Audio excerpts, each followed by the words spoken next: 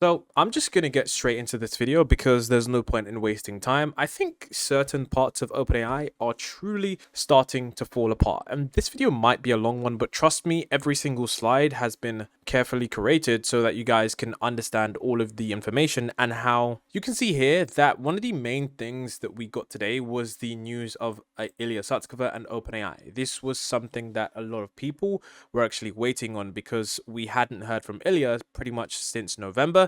And even in recent interviews, Sam Altman consistently refused to speak upon what Ilya's status was at OpenAI. But we finally have the news. He says that Ilya and OpenAI are going to part ways. This was very sad to me. Ilya is easily one of the greatest minds of our generation, a guiding light of our field, and a dear friend. His brilliance and vision are well known. His warmth and compassion are less well known, but no less important. OpenAI would not be what it is today without him. Although he has something personally meaningful he is going to work on, I am forever grateful for what he did here and committed to finishing the mission we started together. I am happy that for so long I got to be close to such a genuinely remarkable genius and someone so focused on getting the best future for humanity. Jacob is going to be our new chief scientist. Jacob is easily one of the greatest minds of our generation, and I'm thrilled he's taking the baton here. He has run many of our most important projects, and I'm very confident he will lead us to make rapid and safe progress towards our mission of ensuring that AGI benefits everyone. So that statement there clearly shows that Ilya Sutskever is no longer working at OpenAI and is going to be working on something else. And this is something that at least we can say now we have some kind of closure on where one of the greatest minds in AI, where they're going to be. Now, one of the things I did want to know is I wanted to know that who is going to be replacing Ilya Sutskever at OpenAI, and that is, of course, Jacob. Now, essentially, if we look at who Jacob is now the chief scientist at OpenAI, where he has led transformative research initiatives since 2017.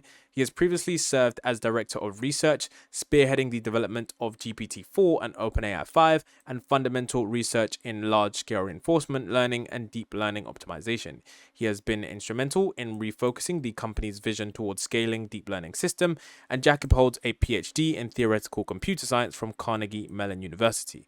So clearly, this is someone with a very, very impressive resume and clearly has all of the necessary skills to take on the AI niche. Now, as for Ilya Sutskever, something that I know many people have been wondering is what did he say? And he posted this tweet after quite some time. He said, "After almost a decade, I have made the decision to leave OpenAI. The company's trajectory has been nothing short of miraculous, and I'm confident that OpenAI will build AGI that is both safe and beneficial under the leadership of Sam Altman, Greg Brockman, Mira Murati, and now under the excellent research leadership of Jacob. It was an honor and a privilege to have worked together, and I will miss everyone dearly. So long, and thanks for everything. I am excited for what comes next, a project that is very personally meaningful to me, about which I shall share details in due time." So clearly, Ilya seems to have left on good terms, despite the entire tumultuous period that was the firing of Sam Altman. But I think one of the most interesting things that most people are looking forward to now is, of course, what comes next. So it says that he is excited for what comes next, and it's a project that's very personally meaningful to me, about which I will share details in due time. So whatever Ilya Sutskever is going to do next, I'm guessing that we will receive an update. I guess maybe a few weeks, could be a few months, I have no idea, but it seems that we're going to be getting an update sometime in the near future. Now, essentially, there was also this pitch. Whilst things on the surface might look like OpenAI is completely fine, the following slides that I'm about to show you do showcase an entirely different picture, because OpenAI has been losing key members of their most important team in regards to AI safety. And I'm about to break this all down for you because when I started to do the research on this, I was like, wow, things are starting to look a little bit pessimistic in terms of AI safety.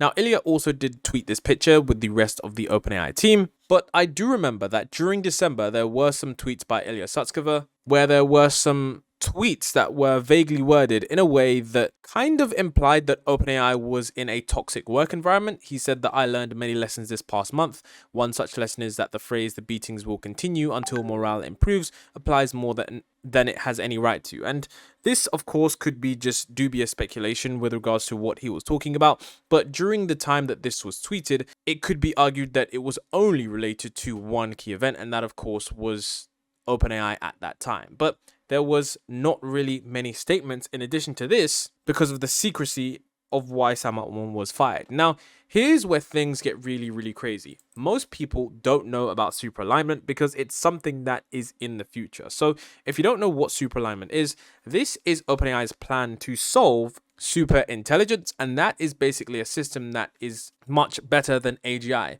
So it says our goal is to solve the core technical challenges of superintelligence alignment in 4 years. And basically, what they did was they decided to build a specific team to solve this specific problem because they knew that in the future they're going to have AGI. And after AGI comes ASI, which is artificial superintelligence. And superintelligence is quite hard to explain, but just think of it like this. If AGI can do a better task than any human at pretty much everything, and it's going to be everywhere, artificial superintelligence is going to be able to do things that you can't even fathom. It's going to be able to create new knowledge, do new research, discover cures for certain incurable diseases at the moment. It's pretty much going to feel like a magical time if we manage to get superintelligence right. Now, essentially, with superintelligence, you've got the problem because you're building a system that is that smart, it could go rogue, and if a superintelligence goes rogue, we literally don't stand a chance. Because if a system is super intelligent, it's going to be able to outsmart us, and we're not going to be able to understand what its goals are or even what it's doing. And you can see here that they said that this might not even work. It says,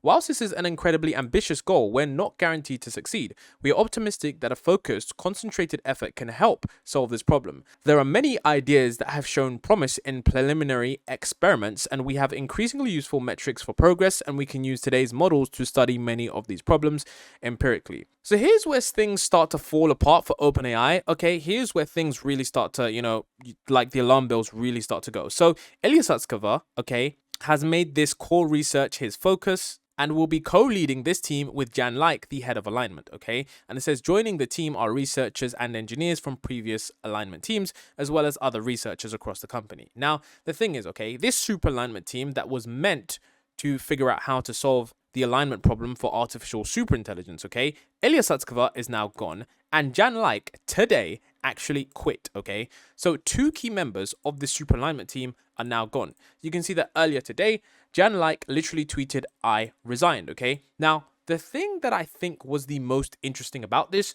was the fact that Jan Like didn't say anything other than "I resigned." Remember, when Ilya Sutskever resigned, he said this heartfelt message that, shows that he kind of cares about OpenAI and where it goes. But Jan Like stating that, "I resigned" with, just no further context, I mean, it leaves it open to complete speculation with as to why he did resign. Now, like I said before, this is a problem because these were the people that were trying to solve super alignment. But you have to understand that this does actually get a lot worse because they're not the only people that resigned from super alignment in terms of the team. Now, one of the things that you need to know about super alignment, and a lot of people are starting to speculate, is that because the head of alignment at super alignment resigned today, maybe this means that they solved the alignment problem, okay, in terms of aligning a superintelligence. So if you don't believe this, let's take a look at what Jan Like said in a recent interview. Now, I've listened to this, it's over 2 hours, but this is the main bit that you need to pay attention to. So he says, if you're thinking about how you align the superintelligence, how do you align a system that's vastly smarter than humans? I don't know. I don't have an answer. I don't think anyone really has an answer.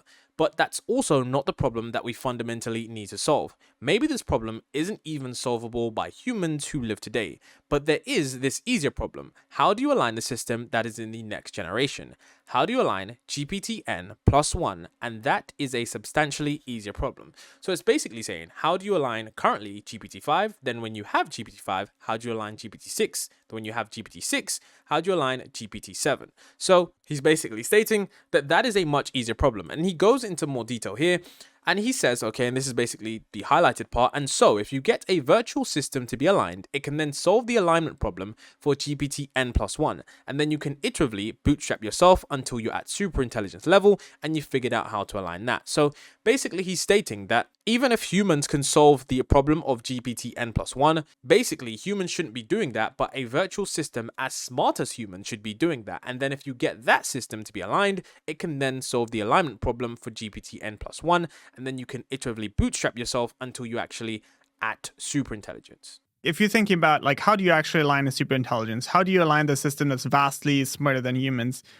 I don't know. I don't have an answer. I don't think anyone really has an answer. But it's also not the problem that we fundamentally need to solve, right? Because like maybe this problem isn't even solvable by like humans who live today. But there's this like easier problem, which is like, how do you align the system that is the next generation? How do you align GPT N+1? And that is a substantially easier problem.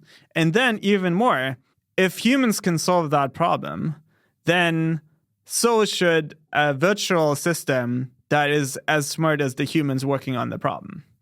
And so if you get that virtual system to be aligned, it can then solve, the alignment problem for GPT N+1, and then you can iteratively bootstrap yourself until you're like at superintelligence level and you figured out how to align that. And of course, what's important when you're doing this is like at each step, you have to make enough progress on the problem that you're confident that GPT N+1 is aligned enough that you can use it for alignment research. And he says, of course, what's important when you're doing this is that at each step, you have to make enough progress on the problem that you're confident that GPT N+1, the next model, whatever it is aligned enough so that you can actually use it for alignment research. So basically what he's saying is that every time we go and increase from GPT-4 to GPT-5 or whatever next frontier model is, we have to make sure that that model is so aligned that we can then use that current model for alignment research. But this is why a lot of people now have thought, okay, that if two of the key members of the founding members of Superalignment have now left, okay? Remember, these guys left. They didn't get fired. These guys left.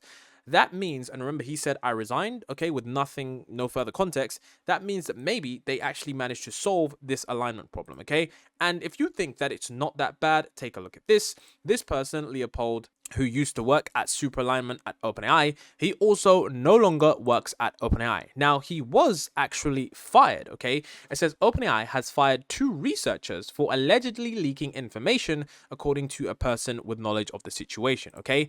Leopold and someone else, okay, who was also an ally of Ilya Sutskever, who participated in a failed effort to force Sam Altman last fall. And you can also see here it says OpenAI staffers had actually disagreed on whether the company was developing AI safely enough. Now, what's crazy about this, okay, is that the 2 people that were fired recently at OpenAI, they were actually members of the Superalignment team. So, when you look at the picture now, you can see that in the recent paper where OpenAI were talking about weak to strong generalization, eliciting strong capabilities with weak supervision, this is basically a paper where they're trying to solve superalignment and they're showing how it can be done. I've crossed out 4 names here because these 4 people no longer work at OpenAI. We can see Pavel, Leopold, Jan Like, and Ilya Sutskever. None of these people work at OpenAI anymore. This is basically a paper where they're trying to solve superalignment and they're showing how it can be done. I've crossed out 4 names here because these 4 people no longer work at OpenAI. We can see Pavel, Leopold, Jan Like, and Ilya Sutskever. None of these people work at OpenAI anymore. Pavel, who was a researcher, okay, who was on the previous paper and Super AI alignment, OpenAI, he actually now works at Elon Musk's AI company. So it will be interesting to see how his career also develops. Now, what's also crazy is that you might be thinking, okay, just a few people from Superalignment left. That might not be that crazy. Well, that's not the truth as well. As I dug into more things, I realized that more people from OpenAI also left as well. So you can see right here that it says OpenAI researchers Daniel and William recently left the company behind ChatGPT. It says Daniel said on a forum he doesn't think that OpenAI will behave responsibly around the time of AGI. So this is a key reason And I think it's important to understand that when people leave, we have to look at why they leave, okay? If someone's leaving for, family reasons or personal reasons, that is completely different. But if someone's stating that they're leaving this company because he doesn't believe that they'll behave responsibly around the time of AGI, that is a key indicator that maybe, just maybe, something is wrong. You can see here it says, Daniel was on the governance team and Saunders worked on the super alignment team at OpenAI. So this is 5 people from the original super alignment team have now completely left OpenAI, and that is remarkable considering the fact that since the super alignment team was formed, it was meant to solve super alignment within 4 years, but literally 5 of the founding members have gone, and 4 of them that were on this recent paper are no longer there. And you have to understand that super alignment is one of the key things that we need to solve if we're going to increase AI capabilities, which is why many are speculating that the GPT-N+1 alignment problem has been solved since it was a substantially easier problem to solve. Now, one thing that did really concern me was Daniel's actual post about magical capabilities and other futuristic things that artificial superintelligence can do. And this is something that I did cover in another video, which I'm going to include here now. But the point is, as I'm about to explain to you how crazy this is about to get, I'm guessing that if we take a look at what we've seen here, which I'm about to explain, and the fact that members of the super alignment team are just gone, like literally 5-6 people from the team are now gone, some people are speculating whether or not this problem has solved, and now it's literally just a compute problem and we're just building data centers because we already know how to get to AGI. But anyways, if you want to take a look at what Daniel said, because he said he doesn't believe that OpenAI are going to, behave responsibly around the time of AGI because it's a very powerful tool that will be allowed to do pretty much anything in terms of the fact that it's going to grant them immense power and will literally shift dynamics in certain countries. I think you need to take a look at how crazy this document is, what Daniel said before he left OpenAI, because it was truly eye-opening to see what he thinks the future is going to be like. Intense. So we're going to go through this list because there actually is quite a lot of things to talk about and a lot of things that you do need to be aware of, because a lot of people that saw this list thought about a few things but didn't think about how the industry is going to evolve as a whole. So let me tell you why this was actually genuinely a shocking statement, because there was one of them that I saw and I was like, okay, that is a super big deal, and that just completely changes my timeline. So one of the things that he did state is essentially probably there will be AGI coming soon, and that's any year now. And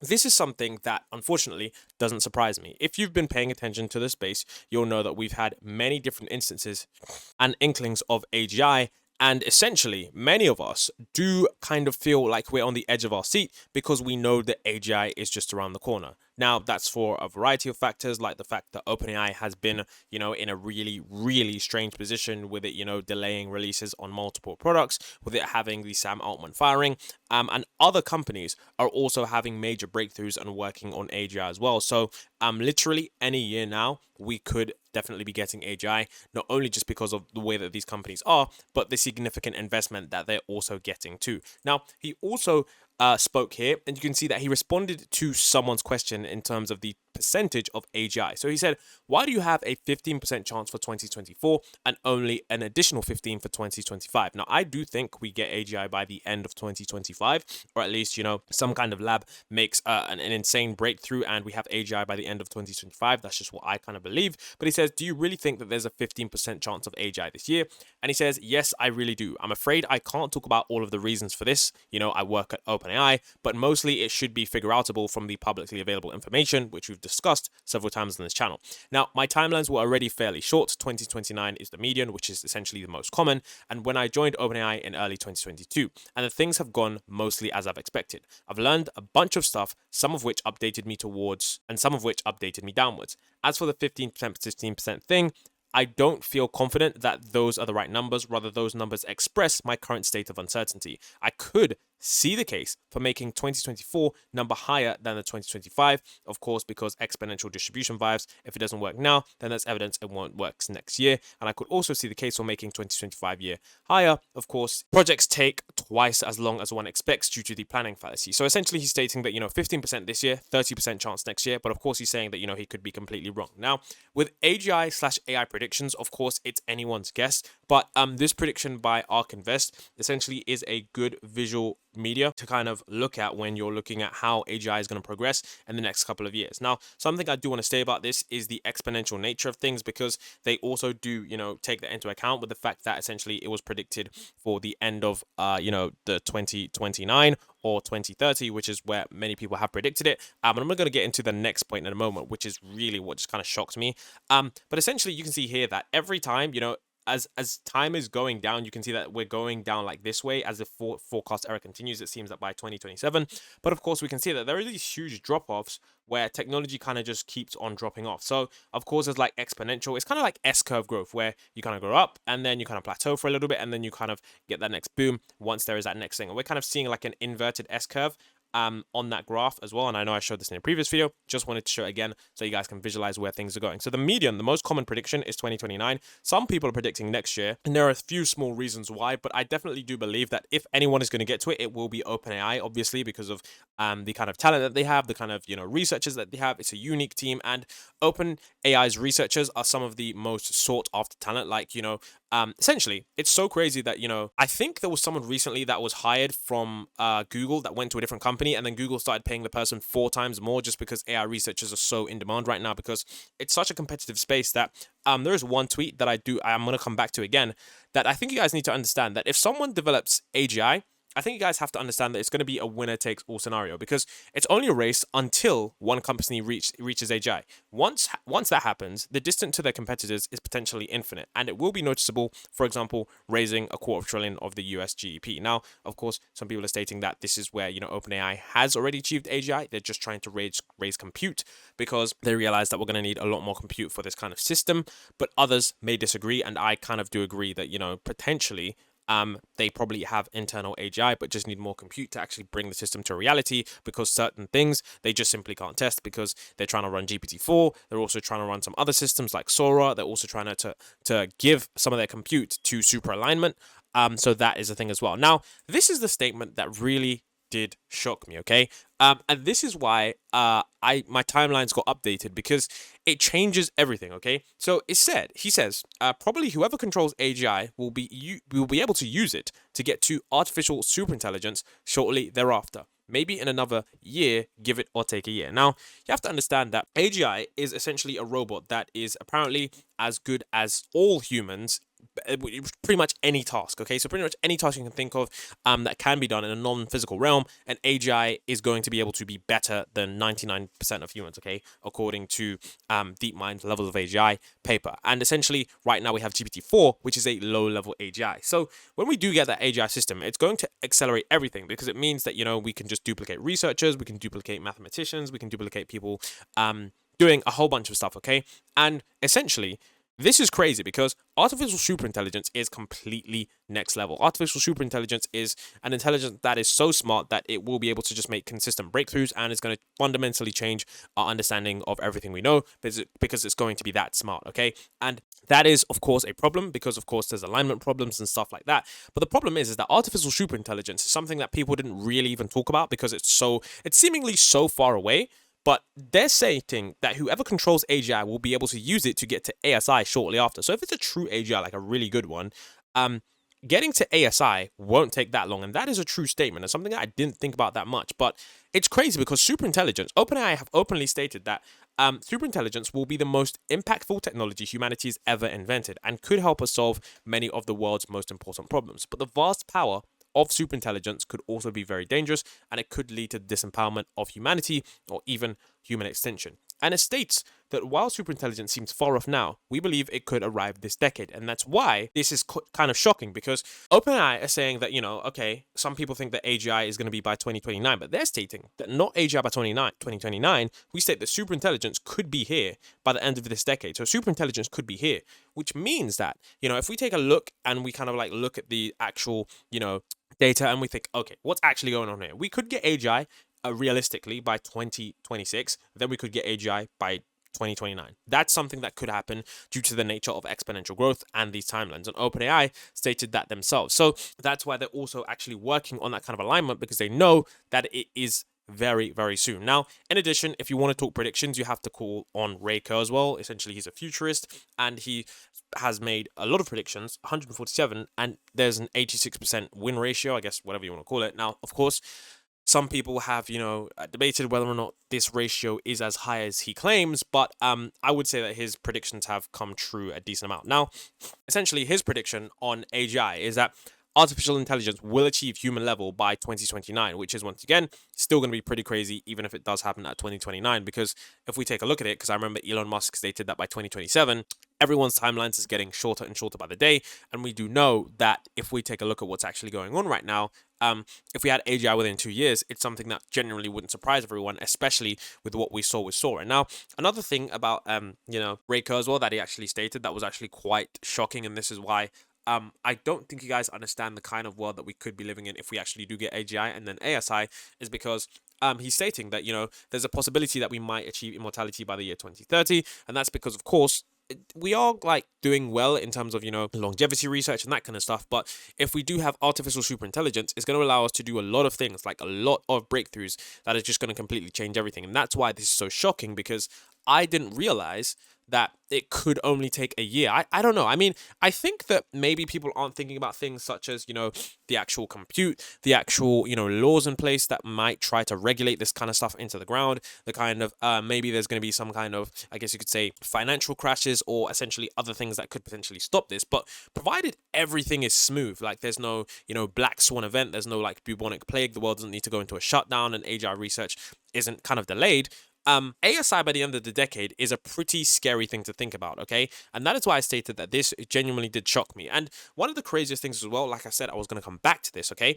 How on earth do other companies catch up? I think about this, okay? So let's say you're OpenAI, okay? You are working on artificial general intelligence. You do it. One day you wake up, your researchers, your whole team is like, look, we've done it. We've achieved AGI. We've benchmarked it on all of this. It's 99% on this, on that, and that, and that. We've done it. We've achieved AGI. Boom. Okay, how on earth do other companies catch up? Because the moment you get AGI, you can use it to, I guess you could say, get towards ASI. And, you immediately get your company just scales 10x overnight or even 100x overnight, because all you need to do is get the AGI to be able to do certain things, and it's going to be relatively cheap to you in terms of hiring another person that you'd have to pay $1 million a year. With OpenAI, you could essentially have these super powerful researchers doing tons and tons of alignment research, ASI research, and your company could get an additional 100 employees every day as long as you're scaling with compute.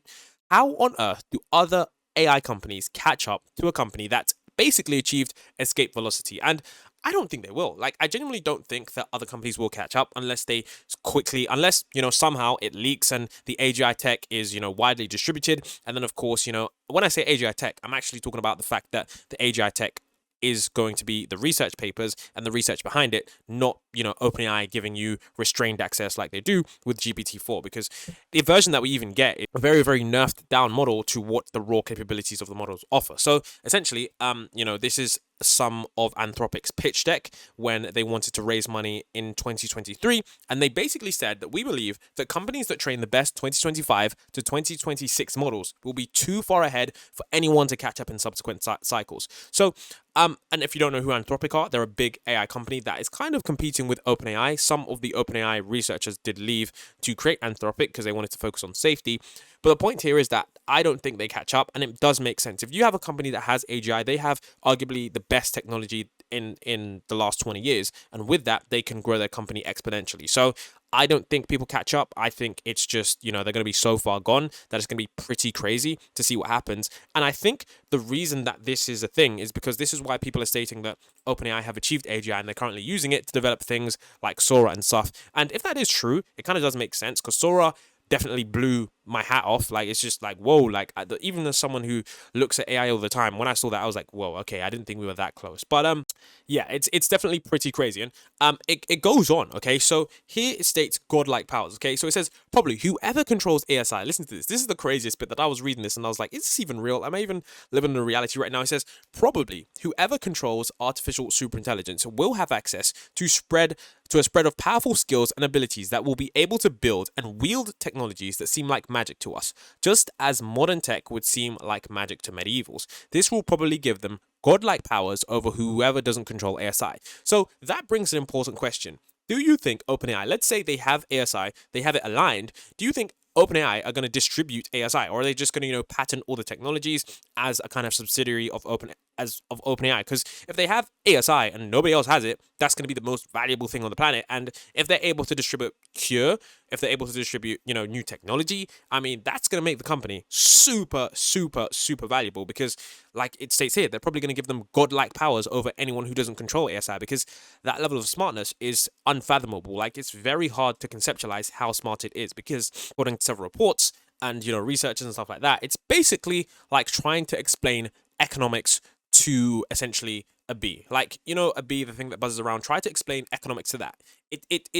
It's very hard to conceptualize how you'd even begin to explain that to a bee. I mean, first you'd have to teach it English, then you'd have to teach it so many other different concepts, and that is going to be something that is pretty crazy. I mean, trying to even teach it abstract concepts. So, whilst this does seem good, and whilst godlike powers and stuff like that, and which is why all these companies are racing to achieve AGI, because they know once that is there, it's like you gain an instant 100x speed boost in this kind of race.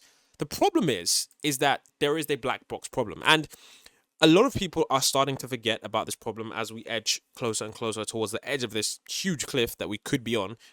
Is the fact that it states, in general, there's a lot we don't understand about modern deep learning. Modern AIs are trained, not built / programmed. We can't theorize, for example, that they are generally robustly helpful and honest instead of just biding their time. We can't check. So the problem here is that we don't know how these AI models work. We actually don't know what's inside them. We don't know how everything is going together. It's not like you write a code and you understand exactly how the code works.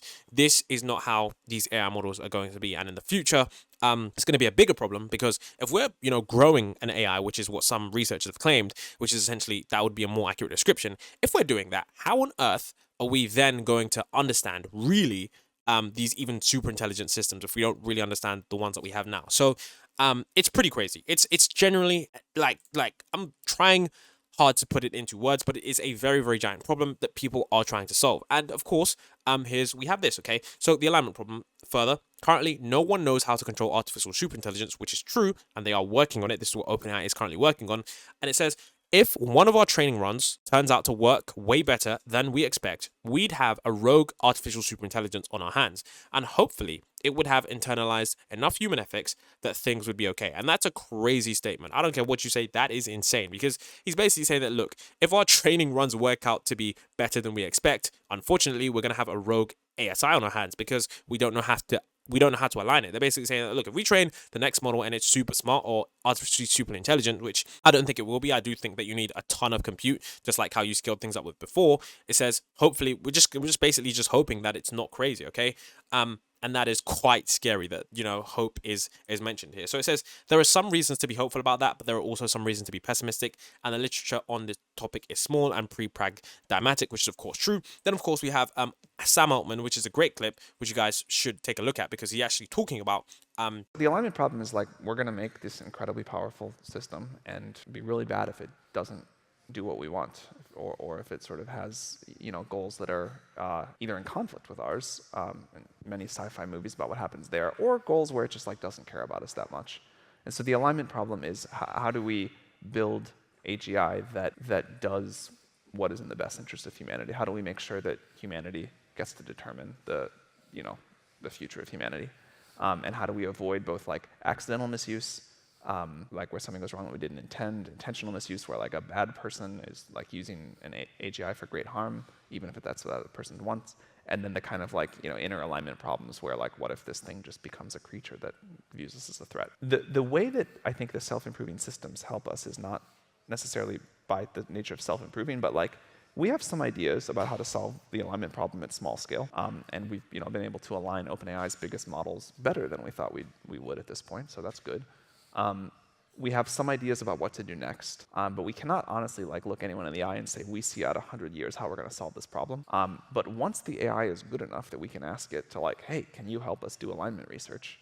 I think that's going to be a new tool in the toolbox. So essentially in that clip, Sam Altman actually does talk about how they're going to use AIs, an internalized version of maybe an AGI or a narrow AI that's able to really, really understand how to align these AI systems And of course, he does talk about the fact that, we could have an AI that just, eventually evolves into some kind of creature that just, does its own thing.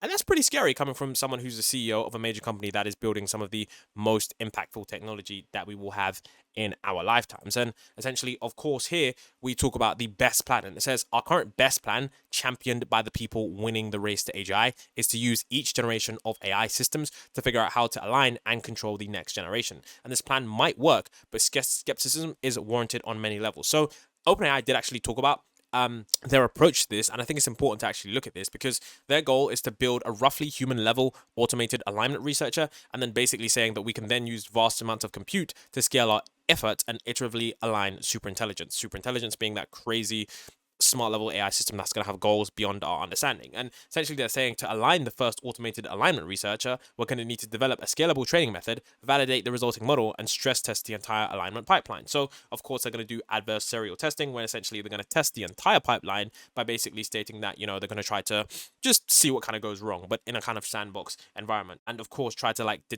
detect how things would go wrong. So I'm guessing that this is, one of their approaches. And of course, they've shown that this kind of does work. So essentially, there's a thing called weak to strong generalization, eliciting strong capabilities with weak supervision. So I'm going to show you guys that page now. And essentially here, you can see they talk about the super intelligent problem. And of course, super intelligent is a big problem. And this is actually pretty recent, which is quite interesting. This was December the 14th, 2023. So around 2-3 months ago, they said, we believe superintelligence, an AI vastly smarter than humans, could be developed within the next 10 years. However, we don't know how to reliably steer and control superhuman AI systems. So solving this problem is essential for ensuring that even the most advanced AI systems are beneficial to humanity. Just going to zoom in here. We formed the Super Alignment team earlier this year to solve this problem, and today we're releasing the team's first paper, which introduces a new research direction for officially solving superhuman models. So basically, they state that, future AI systems will be capable of extremely complex and creative behaviors that will make it hard for humans to basically look over them and watch and understand. For example, superhuman models may be able to write millions of lines of code, potentially dangerous computer code that will be very hard for even expert humans to understand. So essentially, they made this kind of setup here. And with this setup, they say, to make progress on this core challenge, we propose an analogy we can empirically study today. Can we use a smaller, less capable model to supervise a larger, more capable model? So you can see here, we've got traditional machine learning where we have the supervisor looking at a student, which is not as smart as them, but it isn't too vastly smarter. Then we have super alignment, which is, of course, where essentially the human researcher is trying to supervise a student that is way smarter than it. That's where you can see the robot that's just above this human level. You can see here in this diagram, and it's like, how on earth is that supposed to work? What they're trying to do is like, look, okay, if we can get, a smaller robot, a smaller AI system to supervise a larger AI system that's beneath human level, hopefully we can scale this progress. And then when we get to this level of super alignment, hopefully that thing kind of works. And essentially what they did was they said, when we supervise GPT-4 with the GPT-2 level model using this method on NLP tasks, the resulting model typically performs somewhere between GPT-3 and GPT-3.5. And it says we were able to recover much of GPT-4's capabilities with only much weaker supervision. So it says this method is a proof of concept with important limitations. For example, it still doesn't work on ChatGPT preference data. However, we also find signs of life with other approaches, such as optimal early stopping and bootstrapping from small to intermediate to large models. So essentially, this is just their first paper on kind of thinking how on earth they could even, try and solve this. But I do think that this is something that is important. Now, of course, this is the problem, okay? It says, for one thing, there is an ongoing race to AGI with multiple mega corporations participating, and only a small fraction of their compute and labor is going towards alignment and control research. And one worry is that they aren't taking this seriously enough. Now, basically, the slide just before that, if you saw what OpenAI said, I'm not sure, on that page somewhere, OpenAI said that 20% of their overall compute is going to safety research, which does make sense because, guys, if you haven't, heard of the elephant in the room is that essentially if these super intelligent systems don't work out, we all die. And of course, you might be thinking, how on earth do we all die? I could play a clip, but essentially you just have to think about it like this, okay? You know how ants, right, just, walk around, they do their thing. Imagine if an ant created a human and then humans start creating highways. As a result of humans creating highways, we destroy ant colonies because we need to remove their environment in order to place down a highway. We need to place down homes, and we just see ants as a minor inconvenience. And because of that, of course, ants die in the process. And some people are speculating that this is going to be the same with artificial intelligence. And we have no idea if this is going to be true or not, because the only way to find out is to do it. And if we do it and we all die, then I guess we're never going to really know because we're all dead. So as horrible as that is, the point I'm trying to make here as well is that all these companies are now placing their chips on AGI because they've realized that, yo, this next technology. Whoever holds this key is going to pretty much control, I think, a lot of the world's resources. Because if you have an intelligent AI system and you just ask it, how do we become the most valuable company in the world, it's going to get it right. Like, I mean, if it's smarter than us, it's going to get it right. So however long it's going to take, that's going to be an interesting thing. So Meta's going all in. This is Mark Zuckerberg stating that, his company's just going all in on AI. Hey everyone.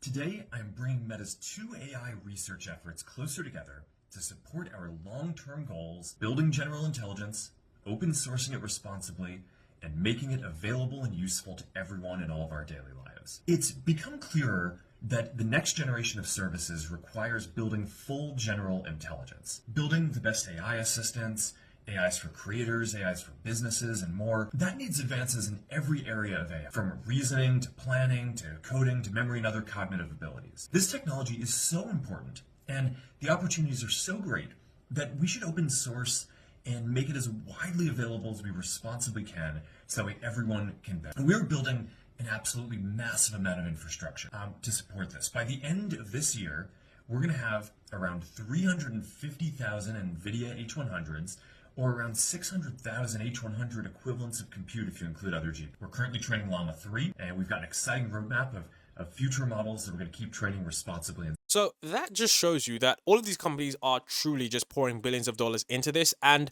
the crazy thing is that they're making breakthroughs, okay? It's not just like they're doing this just for fun. These guys are making breakthroughs. You can see that recently they made a technical breakthrough. This isn't Meta, by the way. This is a private company called Magic that could enable active reasoning capabilities similar to OpenAI's Q-star model, which was apparently a crazy breakthrough. And this is why I state that timelines are getting shorter and shorter. We have people stating, crazy things, and of course, this is once again brings us back to the Moloch problem, which is essentially if AGI is going to be any year now, and if of course timelines are getting shorter because whoever controls AGI is going to be able to get to ASI shortly thereafter, we have this problem of safety research being an issue. And of course some people even left OpenAI. The people who made Anthropic, Dario Amodei, who left OpenAI to start Anthropic because he wanted to focus on safety. They even recently I did a paper on sleeper agents. I might include a clip from the video where I talked about that and why that was really bad and why everyone missed the mark on that. And some people were stating that, Lamau, this is just dumb, but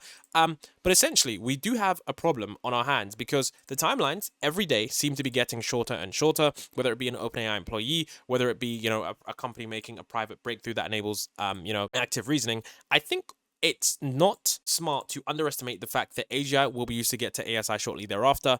And this statement, okay, the fact that, whoever controls ASI will have access to a powerful skills and ability that will seem like magic to us, just like modern tech would seem like magic to medievals, isn't to be underestimated. Because if we, think about it like this, okay, this is why superintelligence is so crazy. Like, if we go back to, for example, when they just had castles and, the medieval times or whatever, if we just go back to that time and if, we ask them, how would you defeat this army in the future? Okay, let's say, how would you defeat this army in the future? They would say, oh, we'd get our cannonballs, we'd get our bow and arrows, and we'd be able to defeat them. But they wouldn't, because we'd have tanks and we'd have planes and we'd have this advanced level of technology that would just simply destroy anything that they'd ever have. And that's a problem with artificial superintelligence. If you're trying to think of something that is very hard to conceptualize. So, all of the current tech that we do have, like if you saw an iPhone, you brought it back 100 years, it would seem like magic. Like if you saw a drone, it would look like magic. It's pretty crazy, okay? And we do know that that is 100 years ago without artificial superintelligence. So you can imagine how crazy things are going to look like. I genuinely can't even imagine to believe what the future is going to look like. Are we going to be, all immortal? And how is the timeline going to be? I think either one thing happens. Either it comes either faster than we think or later than we think. So I don't think it comes on time because I do think there's always certain factors that people aren't thinking about. And of course, who knows? Maybe we'll hit a wall. Maybe, AGI doesn't come later down the line because we figure out that, there's some kind of wall that we can't get past and requires more years of breakthroughs. And, GPT-4, we're kind of stagnant at that for a bit. But it will be interesting to see where we do go and how these timelines do evolve because things are moving rapidly. And if you did enjoy this, it's important to subscribe to the channel because every day I release a video on the most important and most pressing AI news that you need to be aware of.